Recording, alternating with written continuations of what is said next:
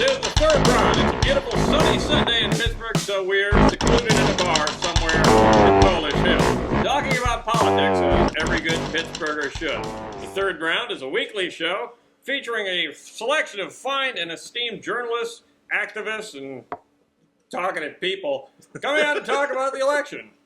Today's first question on the third round, and before we get into that, let's first point out that today's third round is brought to you by beer. It's delicious, it's in my hand, and I'm drinking it now. Beer!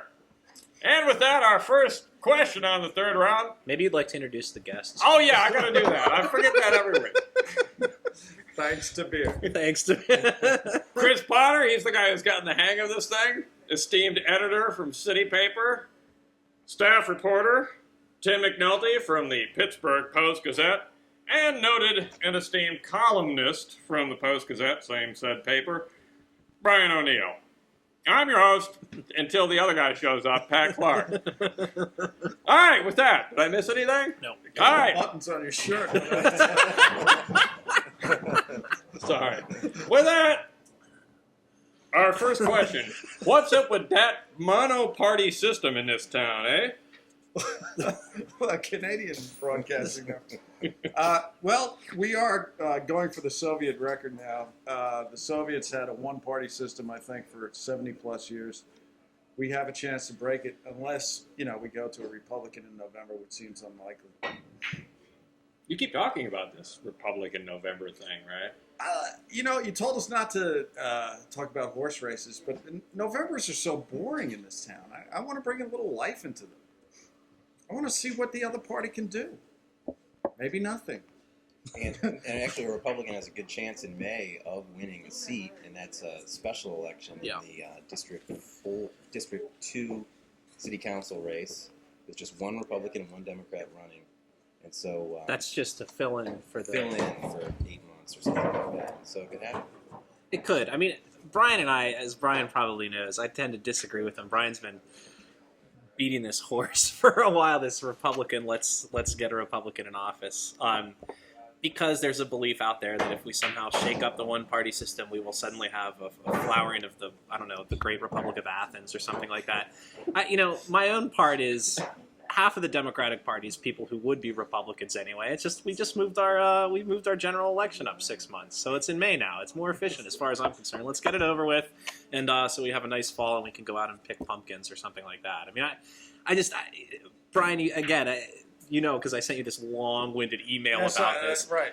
And to me, it's to say that somehow bringing a Republican into this will somehow shake up this town or whatever. I mean, I said this last week on this program, as a matter of fact, that if you look at Republicans in Washington, they basically run everything, and I can't see that Washington's being run any more fiscally soundly or more intelligently because there are Republicans in charge of everything, and I don't know why it would be any different at the local level.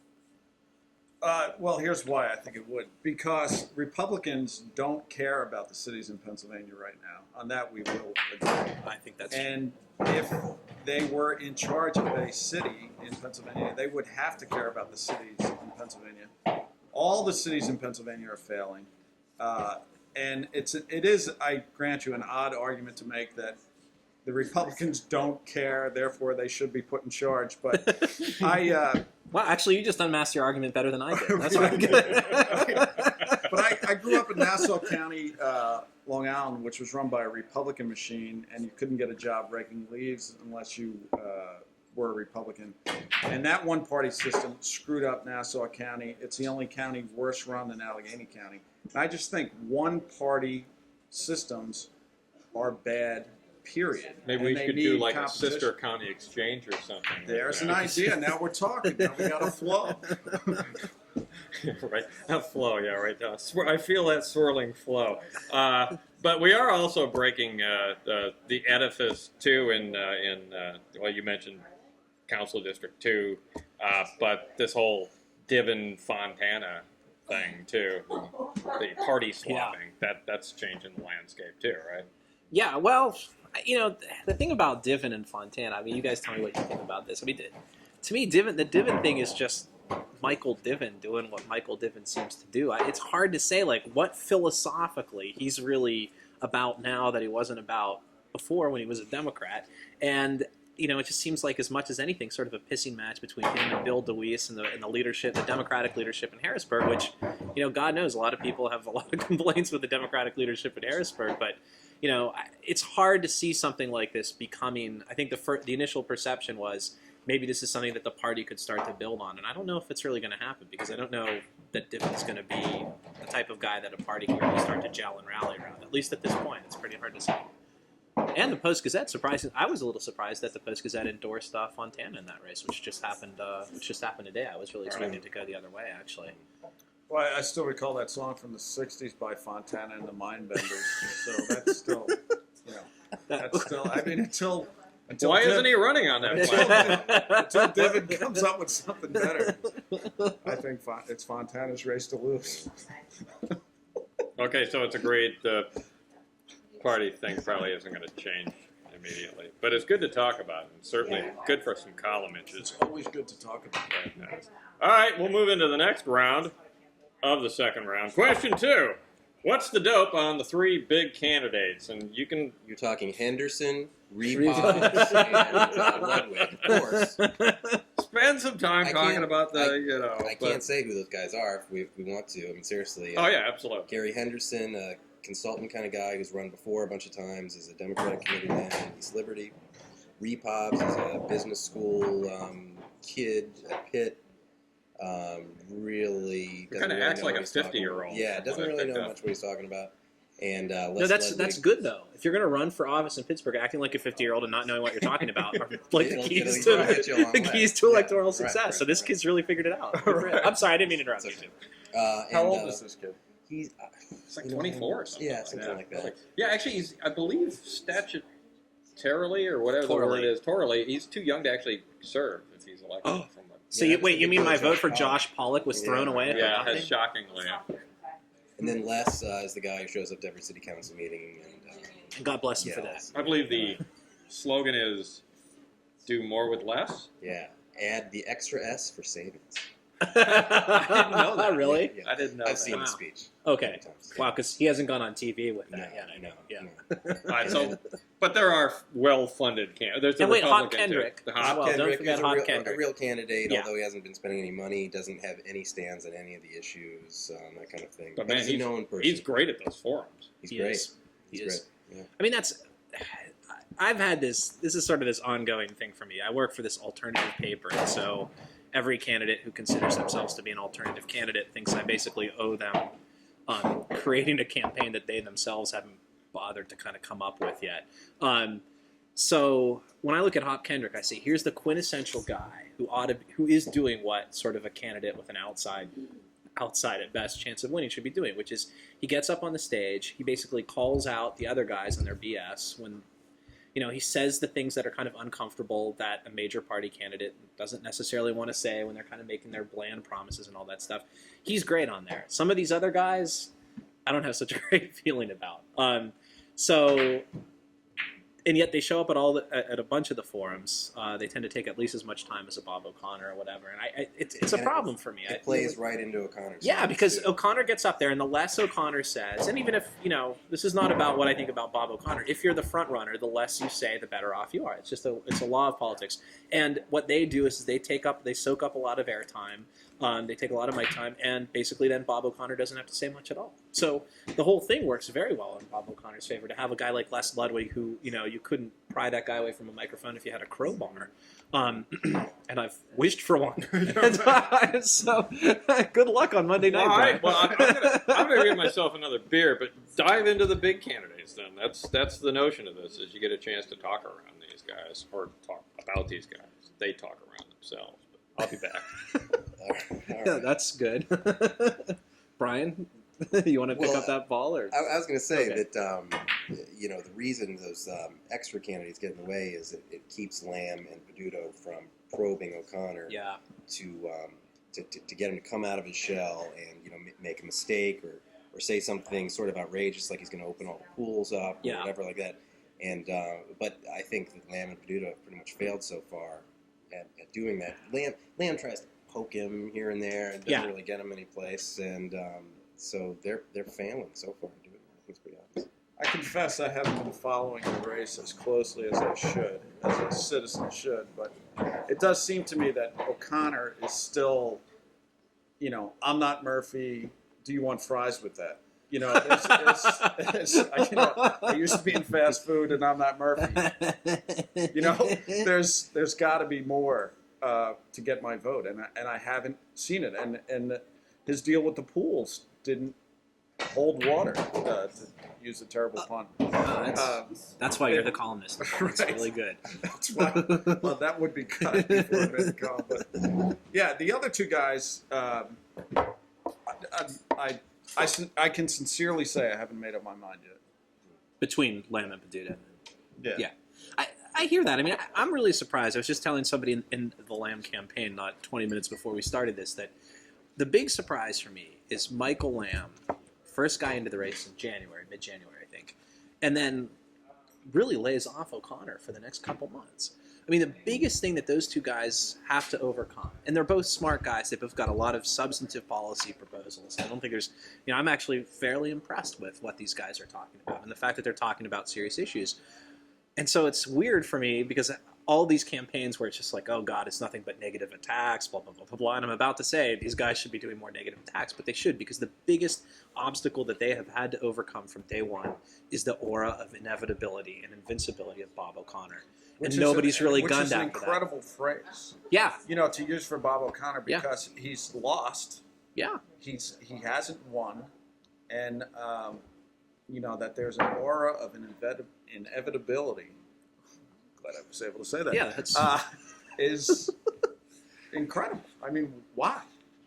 I think losing to Tom Murphy was a great thing, because if he'd won in 2001, I mean, most of this stuff would have happened regardless. Right. It would have happened no matter who was in charge, because by then we were completely screwed. And now he can basically say, as he's saying, oh, I was right. I told you this was all going to happen. And of course, everybody could tell you that was going to happen. Even City Paper was telling you it was going to happen. And that's how you know that, homeless people could tell you what was going to happen in the city of Pittsburgh. The people who sleep under my paper knew what was going to happen after 2001, and yet he looks like this wise, sort of sage person. And anyway, he's not Did Tom the Democratic Murphy. Party know what was going to happen? I kind of got a clue that they didn't. I can't imagine any, what people may say, what they confess.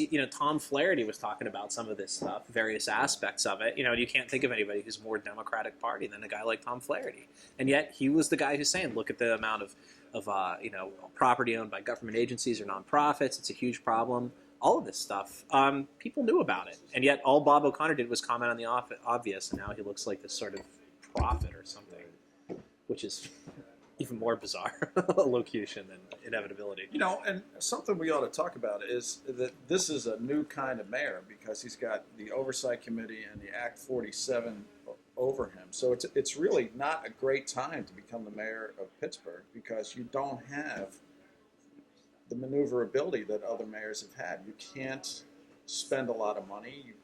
Everything is double checked and double guessed by the five guys on the Oversight Committee. And, even if you put the best guy in there, what's he going to do?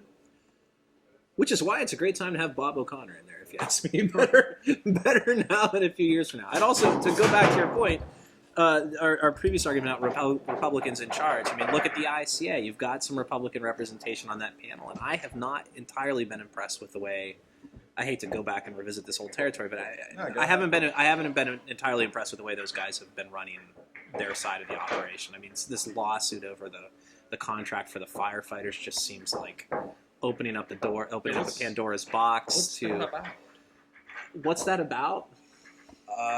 It's about giving Bob O'Connor more control a year from now, whether that's the intention or not. Choose your battles wisely. I mean, what's the battle here? Why is this wise? They claim that they can get more money out of the firefighters than Murphy did. And what the Murphy administration says is, we got more money out of these guys than any mayor has ever gotten before. We closed 6 fire stations. They closed 6 fire stations. Without a peep, really. And something had to be done quickly, because, the expression hemorrhaging money was like $1 million a month. Right. So So they got this contract. They had an opener with the deal. Correct me if I'm wrong, Tim, but they had an opener, and the firefighters said, let's talk. Let's get a 5-year deal. We'll go beyond. We'll change the overtime rules. We'll change this, that, and the other thing. And so they got this deal that ends a lot of the money that they're paying out in overtime immediately. And the oversight committee says, well, wait a minute. We have this Texas company that says if you shut down more fire stations and build 3 more, that we could save even more money, and we can make these firefighters work half again as hard without changing state law, which is a big question. The city says you can't do that. That's illegal. That violates the state constitution. It's the kind of stuff they used to get on Murphy's case about, doing stuff that he didn't have state sanction to do. And so everybody got on his case, and now they're saying, well, you should do it now. I mean, it's ridiculous. Right. So they're trying to stop this, which, as a citizen of Pittsburgh, I was happy. Not that 6 fire stations closed necessarily, although fire stations had to close, but I was happy that all this overtime was at least being stemmed and cut back. And now that's, that could be put in jeopardy. So I don't get it. I don't understand it. Well, the contracts for both police and fire will go through about 2009. Yeah. The oversight board's there till 2011. So it those are the 2 biggest contracts in city government. It locks them up for almost the entire time the oversight board is there. Therefore, they don't really have much say-so over them. It's sort of a power struggle thing. Yeah. I'll tell you what else. If I'm Bob O'Connor, I don't want that suit to succeed. I don't want to be the guy who's back on the hot seat when it comes time. Because if that thing falls through, then who knows what his role is going to be, renegotiating that contract, all that other kind of stuff. And he's got their endorsement. Everybody's behind Bob O'Connor. He is not going to be able to be everybody's friend a year from now if all of this stuff is back on his shoulders the way that they want. Right. Yeah, I mean, a lot of what I've heard about the campaign is on Bob's end saying, I'm going to be able to get people in a room. Yeah. And we're going to work it out. Right. But it seems to me more like a cutthroat fight at certain points here is going to be more what's needed over the next several years. It's not going to be easy doing this stuff, and it's going to be really ugly decisions that have to be made. Everybody's on his side right now. That's why he looks inevitable, because everybody's behind him. But Right. not everybody can possibly be happy 2-3 years from now, no matter who's the mayor. And so you've got to ask yourself, if you're Bob O'Connor, whose side are you going to choose to be on? Wow, if you guys don't say something, that'll sound like a really profound statement. So do something in a hurry, for Christ's sake. It sounded very profound to me. All right, well, I think that's a good segue to our final question before the lightning round, which is, have there been any stunning statements in this campaign? What's the most stunning? Any good ones? We mentioned the pool thing. Bob O'Connor said he could get private companies to slap their names on these pools and reopen them. Currently, there's about 10 pools that are open in the city. He said he can open all 31 outdoor pools like this. Because it was so easy getting 10 last year. Yeah, right. And it cost. He said he has about 800,000 lined up or something like that. I can't remember the exact number. That was the same number that the Save Our Summer people had to open just 10 pools. Yeah. And he's opening 3 times as many. Yeah. But, That's okay. No, that's good. That was very good math. Thank you. But anyway, so that was pretty outrageous. Yeah, and the city shouldn't have 31 pools. I mean, I live in the city. I have 2 little girls, and you can walk. They close one, we walk to the other. You can do it. Get on a bus, save. But then you're around freaks from different neighborhoods. Right, well, I don't want my that's part of kids living in the swimming with city. shady side people or Yeah, something. For right. God's sake, Ugh. Over there in Ormsby with all those Southsiders. Yuck.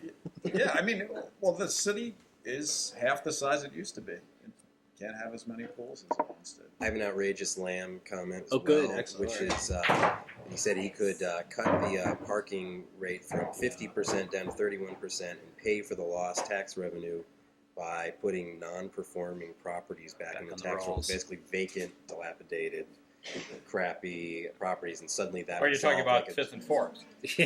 Oh. Yeah. Just let it die, man.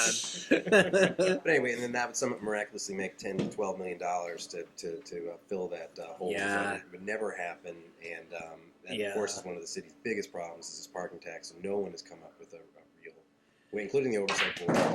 Of filling it. So, Well, the other thing that's always missed about the parking taxes If they cut it from 50 to 31%, that doesn't necessarily mean that the prices are going to go down 19%. The parking operators charge what they can get. It's supply and demand. It's a tiny, freakishly And you've small, taught the market what it can bear. yeah, now and at so this now point. this is what they can get. So if there's a very real chance that if the parking tax goes back, which I think it will, that the parking operators are just going to pocket the money. Yeah. Your point about Lamb and that it's very apt because I had a conversation with him about this actually, in which the non-performing properties, and it's like, well, what's the taxable revenue that you're going to get from this stuff? Even if it came back on the rolls, what's the actual revenue? There's about $1 million. And that was his estimate, $1.2 million, something like that.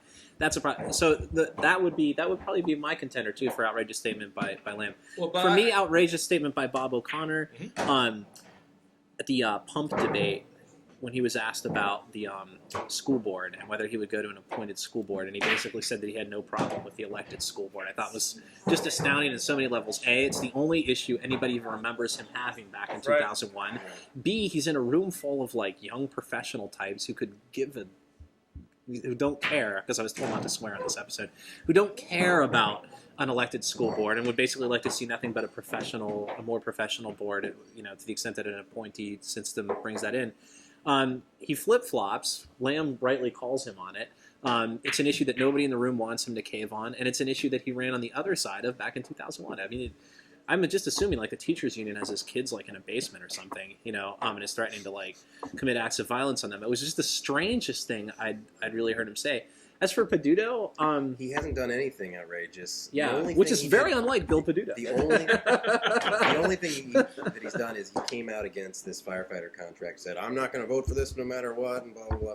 And then a couple weeks later, realizing that it would make him seem anti-progressive, because he'd be seen as trying to save fire stations. He quietly came up with an excuse to vote for the contract, but he hasn't really done anything outrageous at all. Yeah, I have some questions about it. He had this whole thing about outcomes-based budgeting, and that, I mean, this is total geek policy wonk stuff, but basically this is an entire reworking of the way the city does budgets, not just like a new budget, a whole new approach to them. And he was basically kind of like, yeah, we could do that by 2007, I think. It's just, given, as Brian says, you got the ICA, you've got the Act 47 team, and given just you've got Pittsburgh and a city council who has never heard of outcome-based budgeting, the notion that you're going to be able to do this thing, it just, to me, Bill's a bright guy, got a lot of great ideas, but this just sounded like almost kind of a soundbite approach to a serious problem. Yeah, I mean, the knock on Peduto is that he's had good ideas, at least that people like us think are good ideas, but he hasn't gotten them through council. Yeah. So he's still, he can't as get a mayor, single vote on council, let alone five. Right.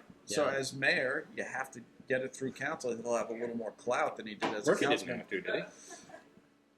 But that was like a joke, kind of. Oh, It's called a joke. Wow. Hey, when's that other Patrick show up? All right, so on to our final round, our short attention span summary of the campaign, because that's basically what we're supposed to be doing as journalists, right? Putting it into less than 2 seconds worth of news, where we're going to shoot somewhere between 2 seconds and 20 minutes, which is to say that we've got 4 minutes between you. Where are we at this week? Anything new? What do you see breaking next week? Mr. Potter! I was hoping you weren't going to start with me, actually. Honestly, I still think the dynamic of this race. Tim actually put it very well in a story either today or yesterday, I can't remember, about the advertisements that have been running. He basically said the ads that are out there right now, are emblematic of the campaign. They focus on financial issues, which, by the way, and this I don't think was in Tim's story, financial issues which Emeritus has limited control over at this point, never more so than now. They're about financial issues, and they are surprisingly bland.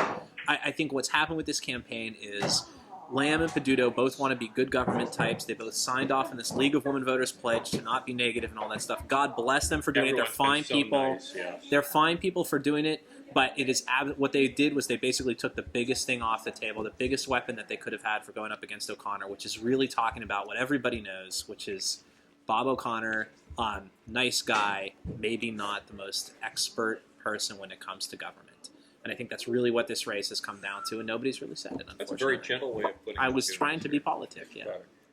McNulty! I don't know what's going to happen, but there's only a couple weeks left, so obviously somebody's going to have to do something. I don't see Peduto doing it, so I'd leave it up to Lamb. to try to come out swinging. Why don't you see Peduto doing it? I don't know. I've known Bill a long time, and I just don't think that would be something he would do. Apparently, there is one of the TV stations is coming up with an anti-O'Connor investigatory thing. It's supposed to be coming out really soon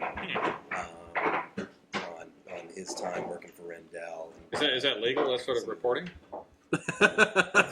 Anti-O'Connor stuff? I mean, just any sort of like hard-hitting journalism. Apparently, Not kosher in this town. Yeah. So we'll see if that gets. I think we're all insulted by that remark. You just managed to insult your entire panel of guests, my friend. Consider the source. Yeah, right. You? My turn. Yeah. Oh, yeah. O'Neill. Well, I think the Pirates still need a number 2 hitter, and if the next mayor is going to preside, or has any chance of presiding over a team that is above 500, move Freddie Sanchez or Bobby Hill up to number 2, because right now the number 2 hitters are hitting like number 2. If you catch my drift. Pat, can I do this like McLaughlin Group? Yeah. Yeah. Telling you right here, mayor in 2005, Joey King. I'm serious though. He's actually the thing is he is actually thinking about going independent and running for mayor. Really? Wow. You heard it here Is he first, that folks. irate? Well, it might just be a political thing, trying to get something out of O'Connor or something like that. Needless to say, O'Connor doesn't really want to meet with him right now since he's under federal investigation as is Murphy. Allegedly. Who could be No, he's really under federal investigation. Yeah, but you're supposed to always say allegedly. No, if we say he's done something wrong, we say it's alleged he's done something wrong. If you're under investigation, the alleged is implied. Yeah, that's a fact. Oh, He's then I under got a lot more. investigation. Oh, thank God, I got a lot more slack than I thought. Wow, that'd be a great race. I'd love to watch that. Joey King and Well, Bob don't you have O'Connor. to, in order to be And a Republican. Yeah, and a Republican. That Joe Weinrot, man, coming on strong on the back. Have we blown our time? No, Oh, we're good. almost dead on our time. Great, excellent. And that's it for the 3rd round this week. Come back for next week's 3rd round, when our special guests will be more fine journalists just like these. Thanks very much. Remember, the 3rd round is brought to you by beer. Thanks, and thanks for tuning in on the web. This is on the web. This was KDK. Yeah, we're going right on after Shrimpin' and God, I forgot to mention the pool game.